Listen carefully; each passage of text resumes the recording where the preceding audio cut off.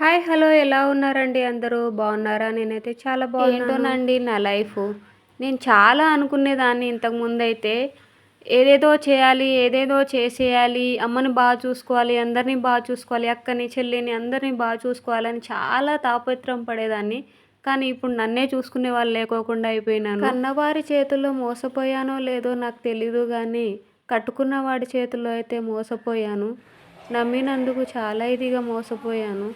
అది ఎలానో ఏ విధంగానో నాకైతే అర్థం అవ్వట్లేదు. ఏమో ఉండి ఉండనట్టు, తెలిసి తెలియనట్టుగా ఉంది నా జీవితం అయితే.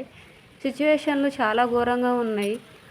నాకే ఇలా ఉందా? లేదంటే అందరు అమ్మాయిలకి ఇట్లేనా అని నాకు కొన్నిసార్లు చాలా అంటే చాలా బాధపడతాను. ఒంటరిగా ఫీల్ అవుతాను. ఎవరు లేని ఒంటరిదాన్ని అయిపోయానేమో అన్నట్టుగా బాధపడుతున్నాను కొన్నిసార్లు అయితే. చాలా ఘోరంగా, చాలా అంటే చాలా ఘోరంగా నిన్న నా ఫ్రెండ్ కలిసింది. తను నా చిన్ననాటి స్నేహితురాలు. నేనే ఇంతగా బాధపడుతున్నానని చాలా బాధపడిపోయేదాన్ని. నాకే ఇన్ని కష్టాలు ఎందుకు అని చెప్పి.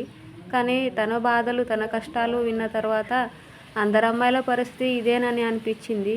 తనకి పెళ్ళయింది, 2 పిల్లలు. తను చాలా అంటే చాలా కష్టాలు అనుభవించింది. అంతో ఇంతో నాకంటే బెటరే తన లైఫు. చాలా హ్యాపీగా ఉంది ఇప్పుడైతే, పర్లేదు.